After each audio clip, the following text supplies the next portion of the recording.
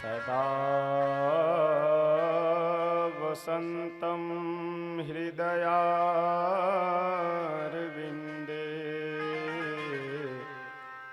भवं भवानी सहितं नमामि।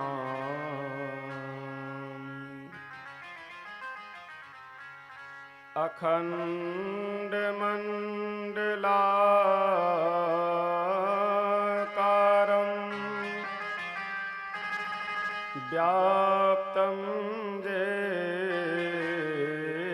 येन चराचरं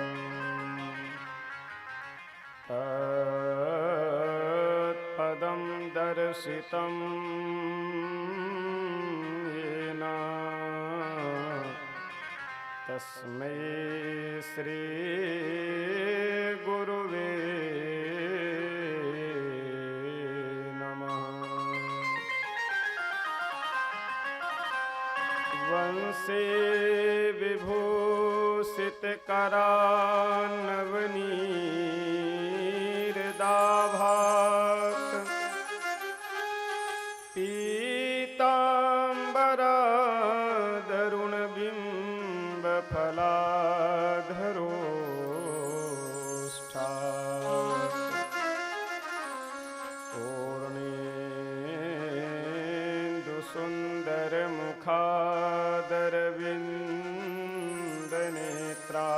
पूर्णेन्दुसुन्दरमुखादरविन्दनेत्रात् कृष्णात् परं किमपि तत्त्वमहं न जाने।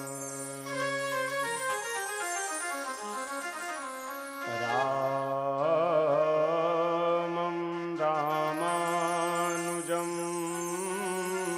सीतां भरतं भरतानुजम्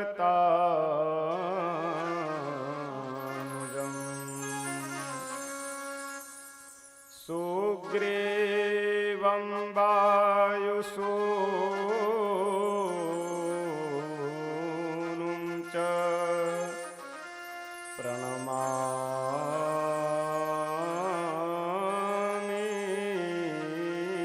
पुनः पुनः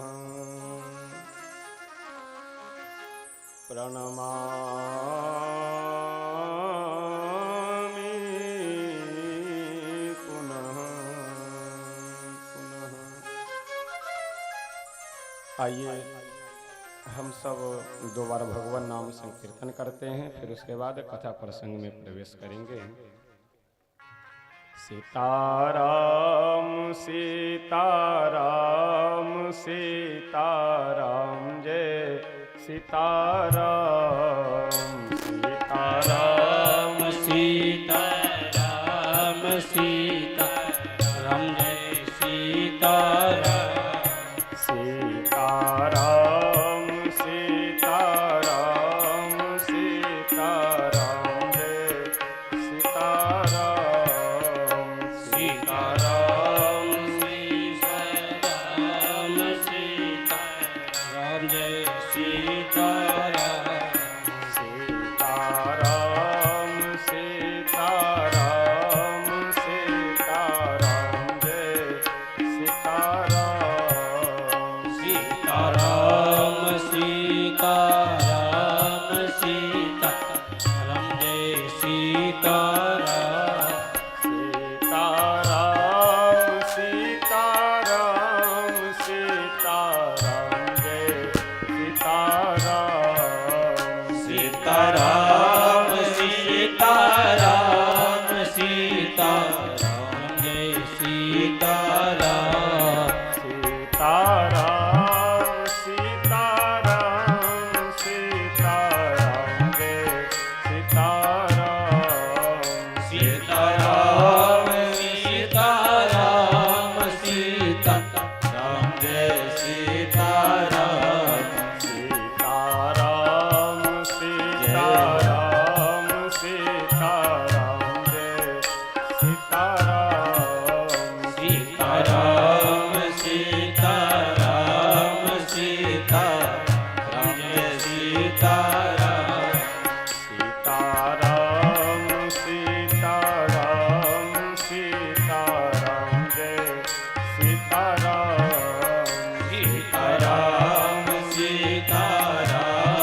सीताराम जय सीताराम।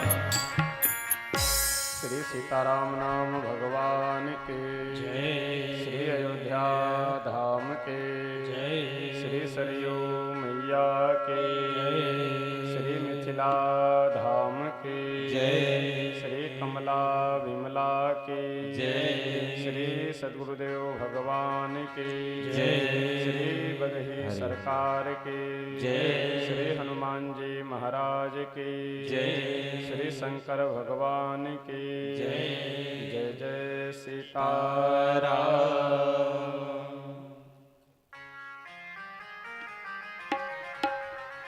अखिल ब्रह्मांड नायक अकारण करुणावरुणालय भक्त वांछा कल्पतरु श्री सीताराम जी भगवान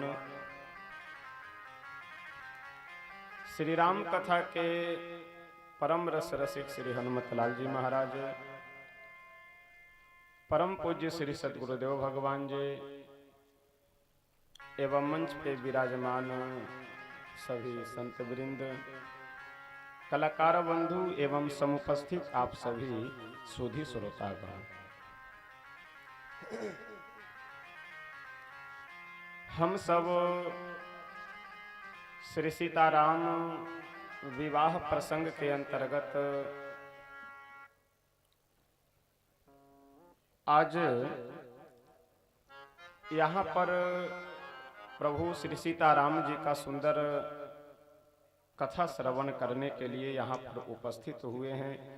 और विवाह प्रसंग के अंतर्गत हम सब लोग पुष्प वाटिका का प्रसंग कल श्रवण कर रहे थे।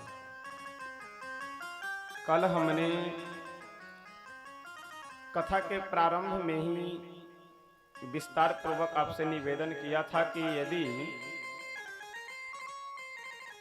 मूल आपका संभल गया तो आगे पूरा वृक्ष संभला हुआ रहेगा, और यदि मूल ही बिगड़ जाए, जड़ ही बिगड़ जाए, जैसे कहते हैं ना कि बचपन में यदि आप सुधार ले गए तब तो जीवन भर वह सुधरा हुआ रहेगा, लेकिन यदि बचपन में ही बिगड़ गया तो फिर जीवन में वह कभी सुधर नहीं सकता है। उसी तरह से गृहस्थ जीवन में प्रवेश करते समय, विवाह के समय बहुत सावधानी रखने की आवश्यकता है। और आज न तो अधिकतर लोग सावधानी रख पा रहे हैं और ना ही विवाह का उद्देश्य समझ पा रहे हैं कि आखिर विवाह किस लिए होना चाहिए, कैसे होना चाहिए, किससे होना चाहिए, कहाँ होना चाहिए। ये सब बहुत विचारणीय विषय है। और बार बार हम आप सबसे निवेदन करते हैं कि भगवान की जो यह कथा है, यह कथा केवल एक पक्ष नहीं अपितु दोनों पक्षों के लिए ज्ञानप्रद है और मार्गदर्शक है। यदि भगवान की प्राप्ति करना हो तो भगवत प्राप्ति के लिए भी, भगवान की भक्ति के लिए भी भगवान की कथा बहुत ही सरल सुलभ साधन है। राजा करके स्नान की, स्नान करने के बाद गौरी जी के, श्री पार्वती मैया के मंदिर में गई और जा करके पूजा करती है। पूजा करने के बाद निज अनुरूप सुभग वर मांगा, अपने अनुरूप वर मांगती है। अपने अनुरूप यानी हमारे पिता श्री जनक जी महाराज मेरा विवाह करने के लिए धनुष यज्ञ कर रहे हैं, तो हे माता कृपा कर करके कुछ ऐसी आप व्यवस्था बनाइएगा, कुछ ऐसी आप कृपा कीजिए कि मेरे लिए उचित वर की खोज कर करके और उसी वर के हाथों धनुष भंग हो, जिससे मेरा विवाह उस वर के साथ में हो सके। निज अनुरूप सुभग वर मांगा, जो मेरे लिए अच्छा हो अच्छा, यहाँ पे एक बहुत सुंदर संकेत है। श्री किशोरी जी अभी किन्हीं का नाम नहीं लेती है। क्या कहती है कि निज अनुरूप सुभग वर मांगा, अपने अनुरूप मांग रही है, जो हमारे लिए वर अच्छा हो। इस बात से हम लोगों को एक सीख लेनी चाहिए। श्री किशोरी जी हम लोगों को बहुत सुंदर एक शिक्षा दे रही है इस चौपाई के माध्यम से, कि हम लोग प्रभु के पास जा करके मांग लेते हैं कि हमें यह दे दीजिए। ऐसा नहीं होना चाहिए। हम लोगों को करना यह चाहिए कि हे प्रभु, हम जा रहे हैं यह काम करने के लिए, अब जिसमें मेरा भला हो वह आप कीजिए। समझ रहे हैं बात को? जैसे हमें तलवार की आवश्यकता है, किसी से आप जा रहे हैं मांगने के लिए कि भाई साहब हमें तलवार दे दीजिए, किस लिए हमको अपनी सुरक्षा करनी है, तो वह आदमी क्या करेगा? तलवार उठा करके दे दिया आपको। अब उस तलवार से चाहे आप अपनी गर्दन काट लीजिए अथवा अपनी सुरक्षा कीजिए, दोनों आपके हाथ में ही। तो यदि अगला व्यक्ति यदि आपका अपना होगा तो वह सलाह देगा, बताएगा कि नहीं नहीं, तलवार आप अपने पास में नहीं रखिए, नहीं तो हो सकता है इससे आप ही को कोई खतरा हो जाए। और यदि अपनापन नहीं होगा तो वह तुरंत तलवार दे देगा और मन ही मन प्रसन्न होगा कि अब जल्दी इसका काम खत्म हो जाएगा। तो अन्य जो देवता हैं और भगवान श्री नारायण में, हमारे श्री राघवेंद्र सरकार में यही अंतर है कि अन्य देवताओं से आप जो मांगेंगे वह दे देंगे, लेकिन हमारे प्रभु जिसमें हित होता है वही देते हैं। इसलिए हम लोगों को प्रभु से यह वर मांगना चाहिए कि जिसमें मेरा हित हो वह हमारे लिए कीजिए। इसको और अच्छे से समझने के लिए आप जरा नारद जी का प्रसंग पढ़ेंगे, सुनेंगे तो आपको समझ में आ जाएगा। नारद जी प्रभु के पास गए, जाकर के बोले कि प्रभु आप अपना रूप हमें दे दीजिए। प्रभु बोले काहे के लिए? नारद जी बोले कि हमें विवाह करना है, विवाह करने की इच्छा हो गई है, तो आप अपना रूप हमें दे दीजिए। प्रभु बोले अच्छी बात है। कुछ शांत हो करके मन ही मन प्रभु को चिंतन मनन करने लगे। नारद जी सोचे कि कहीं ऐसा ना हो हम मांग तो रहे हैं प्रभु दे नहीं, तो इसलिए तुरंत भगवान से यह निवेदन करते हैं कि हे प्रभु, जेहि विधि हो ही नाथ हित मोरा, करहु सो बेगी दास समय तोरा। कितनी सुंदर बात है। पहले मांग तो रहे हैं कि आप अपना रूप दे दीजिए ताकि मैं आपका रूप लेकर के जाऊं स्वयंवर में, और स्वयंवर में जब मैं जाऊं तो विश्व मोहिनी मुझे वरण कर ले, मुझसे विवाह कर ले। और प्रभु क्या किए? अपना रूप नहीं दिए। प्रभु क्या बना दिए? बंदर। क्योंकि प्रभु समझ रहे हैं कि अभी अगर ये नारद जी को बंदर बना दिए तो जीवन भर यह सुंदर बने रहेंगे, और अभी यदि इनको सुंदर बना दिए और विवाह हो गया तो जीवन भर बंदर बने रहेंगे। है नाचत नर मरकट की नाई। मनुष्य संसार में फंसने के बाद बंदर की तरह नाचता रहता है। कहाँ जा रहे हैं? अरे भाई साहब क्या बतावे, एक बहुत जरूरी काम से जा रहे हैं। अरे कहाँ से आ रहे हैं? अरे भाई साहब क्या बतावे, बहुत एक जरूरी काम से आ रहे हैं। यानी काम से आते जाते काम से चले जाते हैं, लेकिन काम से कभी जीवन में फुर्सत हम लोगों को मिलता है क्या? नहीं मिलता है। तो प्रभु अपने मन में विचार किए कि यदि नारद जी को अभी बंदर बना दिए तो जीवन भर सुंदर बने रहेंगे, और यदि अभी मैं इनको सुंदर बना दिया तो जीवन भर बंदर बने रहेंगे। तो इससे अच्छा है कि जीवन भर बंदर न बने, अभी ही इनको बंदर बना दे।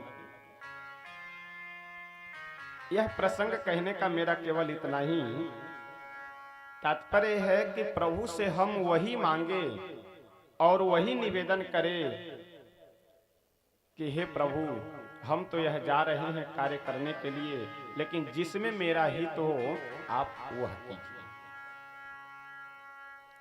श्री किशोरी जी कहते हैं कि पूजा कीन्ह अधिक अनुरागा, निज अनुरूप सुभग वर मांगा।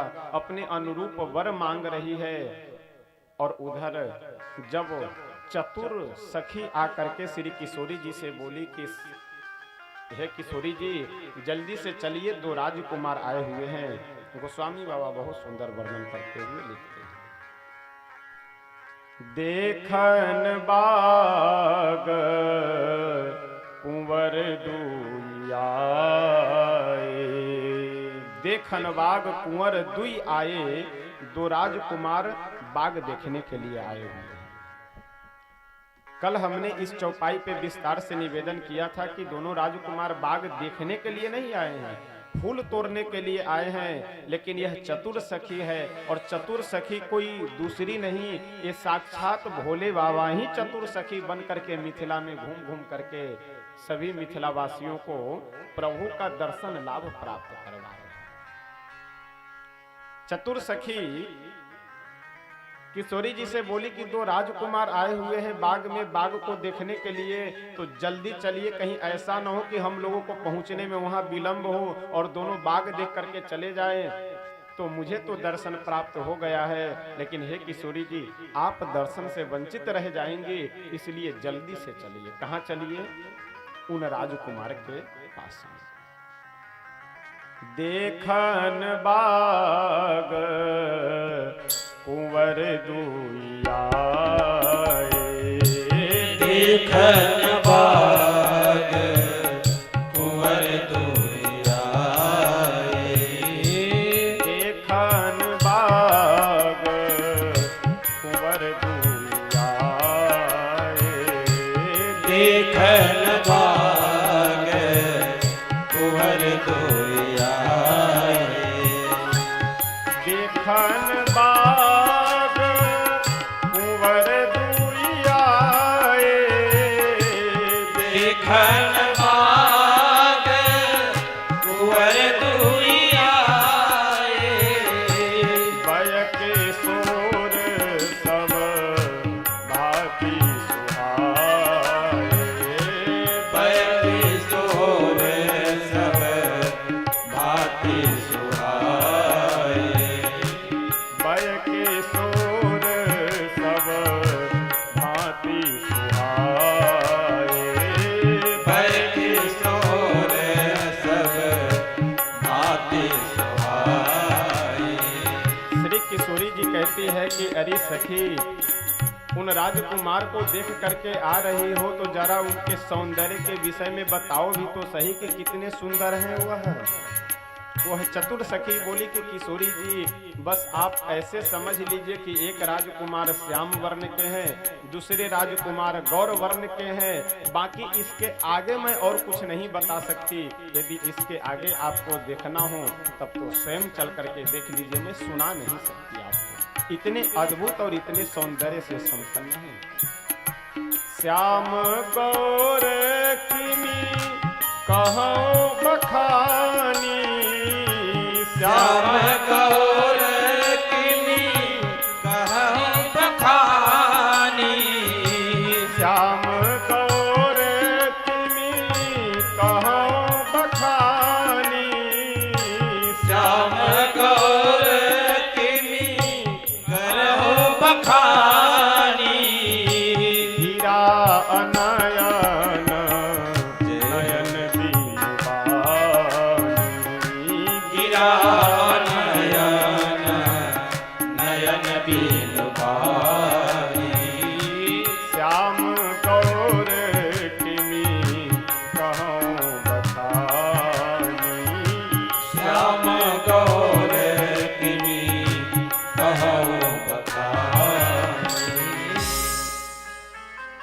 श्याम गौर किम कहो बखानी। हे किशोरी जी, नेत्रों को देखने का सामर्थ्य है तो नेत्रों के पास वाणी नहीं है, और मुख के पास बोलने का सामर्थ्य है, वाणी है, तो मुख के पास नेत्र नहीं है। और वो राजकुमार इतने सुंदर है, इतने अलौकिक छवि वाले, सौंदर्य वाले हैं कि उन्हें जो देख ले वह बोल नहीं सकता, और जो बोल सकता है वो संजोग की बात वो देखा नहीं है। ऐसा अद्भुत छवि है। तो इसलिए आप जल्दी चलिए और चल करके उनका एक बार दर्शन कीजिए। सखी बार बार श्री किशोरी जी से निवेदन कर रही है, हे किशोरी जी जल्दी चलिए, जल्दी चलिए। और उधर राघवेंद्र सरकार हमारे दोनों भाई क्या कर रहे हैं, आइए एक पंक्ति गा करके तब हम सब लोग आगे बढ़ते हैं। कि श्री किशोरी जी से सखी कह रही है कि वो दोनों राजकुमार बाग में घूम रहे हैं, बाग देखने के लिए आए हैं, और दोनों हमारे श्री छोटे सरकार और बड़े सरकार बाग में इधर उधर विचरण कर रहे हैं और राह देख रहे हैं। जैसे फूल यदि केवल लेना हो तब तो फूल लेकर के तुरंत तो चले देते वहां से, लेकिन इंतजार कर रहे हैं, राह देख रहे हैं। किनका राह देख रहे हैं? किशोरी जी का।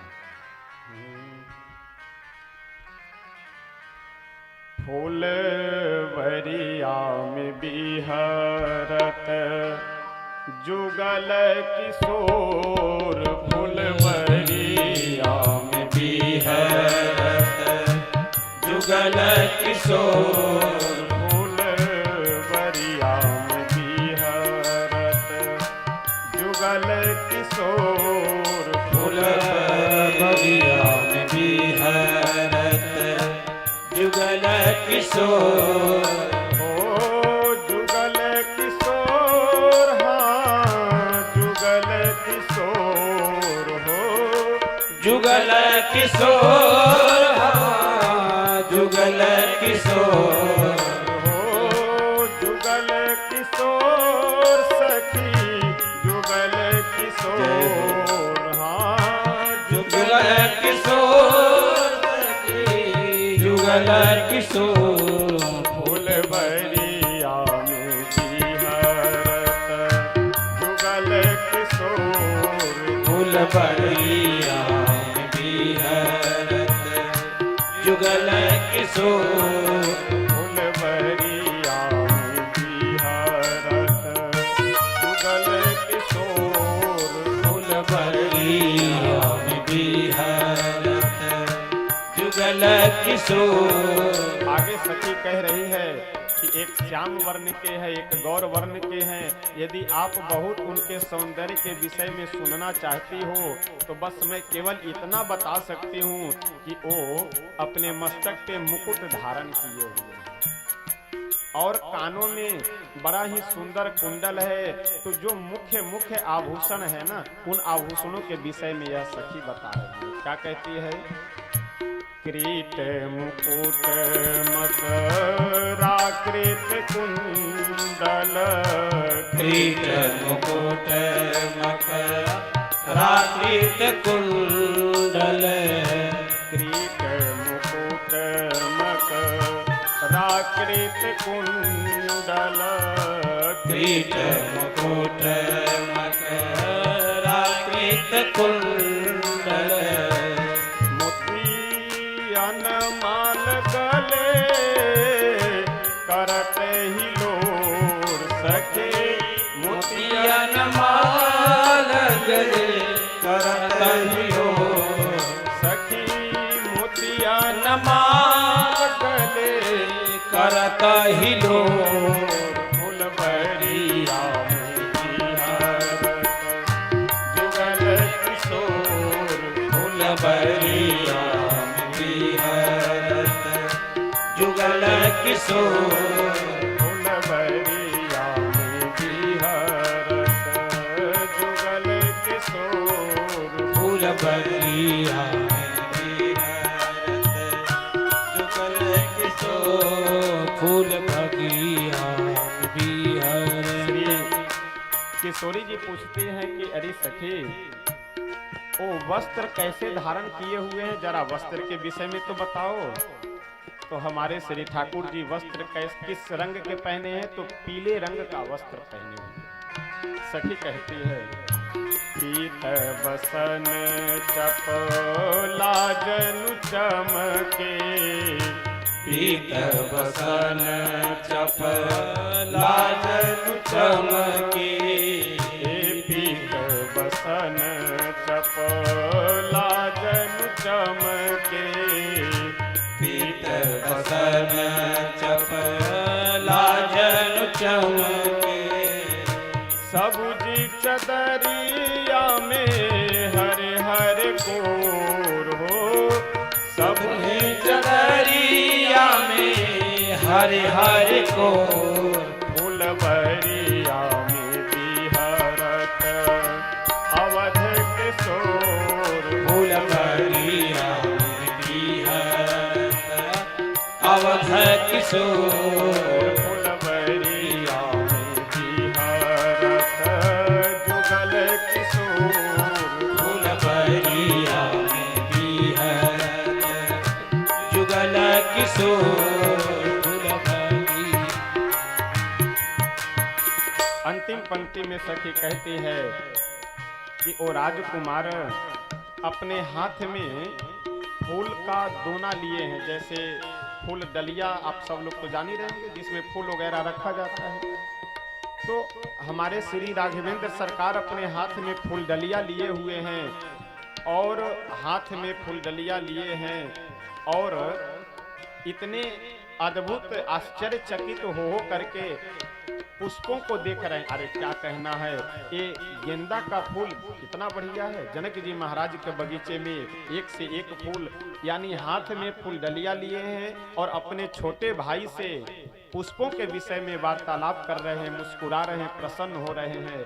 यह झांकी देख करके तो वह सखी निहाल हो गई और कहती है किशोरी जी से, हस्त कमल मह सुमन के दोना, हस्त कमल महा सुमन के दोना, हस्त कमल मह सुमन के दोना, हस्त कमल महा सुमन के दोना, अवध छैल सखी है बड़ा चित चोर, अवध छैल सखिए बड़ा चित चोर, फूलबरिया में बिहरत जुगल किशोर, फूलबरिया में बिहरत अवध किशोर, फूलबरिया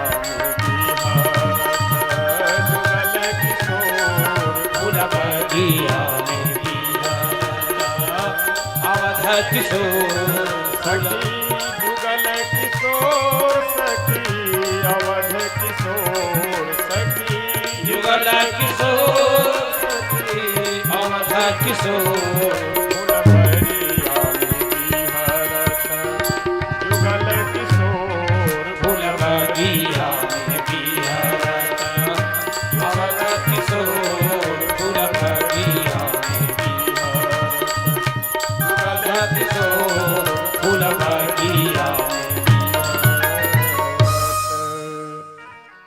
श्री जनकपुर धाम के फूलबरिया में बिहरत जुगल किशोर दो राजकुमार पुष्प वाटिका में विचरण कर रहे हैं, घूम रहे हैं, भ्रमण कर रहे हैं।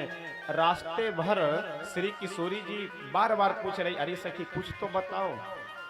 ये चतुर सखी बार बार कह रही है कि किशोरी जी मैं उनका रूप लावण्य वर्णन नहीं कर सकती, और किशोरी जी बार बार कह रही है अरे कुछ तो बताओ, कैसे वस्त्र पहने हैं, मस्तक पे कैसा मुकुट पहने हुए हैं, कैसे आभूषण धारण के, कुछ तो बताओ।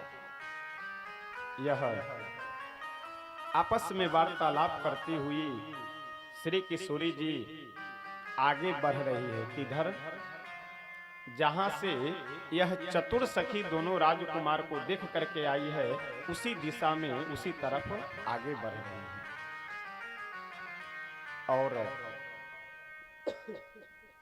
श्री किशोरी जी के चरण कमल में जो पायल बंधी हुई है, उस पायल की मंद मंद ध्वनि पूरे पुष्प वाटिका में गुंजायमान होने लगी। और वह ध्वनि श्री राघवेंद्र सरकार के श्री राम जी के श्रवण गोचर जैसे होती है, प्रभु का मानो हृदय एक बार कांप गया। बोलते हैं, केवल सुन रहे हैं। प्रभु बोले कि लक्ष्मण, ऐसा लगता है कि श्री किशोरी जी इस पुष्प वाटिका में विचरण कर रही है, पुष्प वाटिका में घूम रही है, क्योंकि यह पायल की ध्वनि मेरा ऐसा मन कह रहा है कि कहीं ना कहीं श्री किशोरी जी के चरण के में ही बंधे हुए पायल की यह ध्वनि है, क्योंकि सामान्य पायल के ध्वनि की ओर मेरा मन कभी आकर्षित हो ही नहीं सकता। आपस में कुछ वार्तालाप कर ही रहे थे कि इतने में श्री किशोरी जी सामने से आती हुई दिखी। और जैसे किशोरी जी को श्री राघवेंद्र सरकार देखे और किशोरी जी श्री राघवेंद्र सरकार को देखी, वैसे दोनों आपस में एक दूसरे को देखते हुए बिल्कुल विभोर हो गए। सिए मुख सशिभय नयन चकोरा, रामचंद्र मुख चंद्र छवि लोचन चारु चकोर। श्री किशोरी जी जैसे ही श्री रामचंद्र जी को देखी तो श्री राम जी के मुख चंद्र को देख करके चकोरी हो गई। अच्छा, चकोर नाम का एक पक्षी होता है, जो चकोर पक्षी चंद्रमा का बड़ा प्रिय होता है, बहुत प्रेमी होता है। अब वह इतना प्रेमी होता है चंद्रमा का कि आप इसी से अनुमान लगा लीजिए, समझ लीजिए कि जब पूर्व दिशा में चंद्रमा उदित होते हैं तो वह चकोर बिल्कुल अपलक नेत्रों से टकटकी लगा करके देखता रहता, पलक भी नहीं गिराता है। और चंद्रमा जब धीरे धीरे धीरे धीरे ऊपर की ओर जैसे पूर्व दिशा में उदित हुए तो फिर पश्चिम में बढ़ते हैं। तो यदि आप सामने से कोई व्यक्ति ऊपर आ रहा हो, यदि आप देखिए तो घूम करके देखने में कुछ देर के लिए तो अदृश्य हो जाएगा नजर से, और ज्यादा नहीं, भले 1-2 सेकंड के लिए ही। लेकिन चकोर चंद्रमा का इतना प्रेमी होता है कि चंद्रमा को सामने से देखते देखते देखते जब चंद्रमा ऊपर आते हैं तो ऊपर अपना मस्तक कर लेता है, और जब पीछे चंद्रमा चले जाते हैं तो वह देखते देखते उलट जाता है पीछे, लेकिन घूम करके नहीं देखता है। क्यों? क्योंकि ऐसा ना हो कि मुझे घूमने के चक्कर में कहीं 1-2 क्षण के लिए 1-2 सेकंड के लिए चंद्रमा मेरे नेत्रों से ओझल हो जाए। इतना प्रेमी होता है। गोस्वामी बाबा उदाहरण देते हुए यहाँ कहते हैं कि वही स्थिति श्री किशोरी जी की है और श्री राघवेंद्र सरकार की है। श्री किशोरी जी प्रभु के मुख चंद्र को देख करके चकोरी हो गई और प्रभु श्री किशोरी जी के मुख को देख करके चकोरा बन गए। आपस में एक दूसरे को अपलक नेत्रों से देख रहे हैं। और बहुत सुंदर एक यहाँ पे भजन है, और इस भजन के माध्यम से ही हम सब लोग श्रवण करेंगे कि आपस में कितने तन्मय हो करके एक दूसरे को देख रहे हैं। श्री राघवेंद्र सरकार किशोरी जी को देखे और किशोरी जी श्री राघवेंद्र सरकार को देख रही है, और आपस में एक दूसरे को देख करके हृदय में बसाने का प्रयास कर रहे हैं। गोस्वामी बाबा कहते हैं कि किशोरी जी जैसे ही प्रभु को देखी तो लोचन मग रामही उर आनी, दीन है सी पलक कपाट सयानी। श्री किशोरी जी राघवेंद्र सरकार को अपने नेत्रों के रास्ते से हृदय में ला करके हृदय में बिठा करके और नेत्र बंद कर लेते हैं।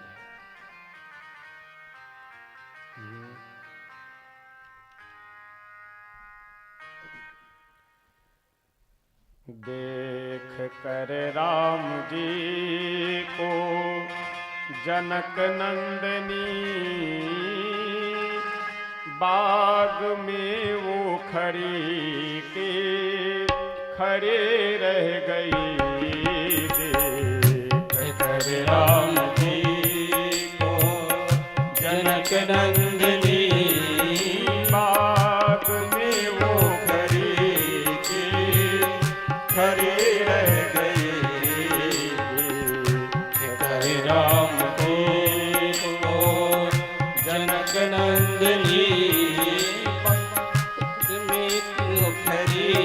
की खड़ी रह गई।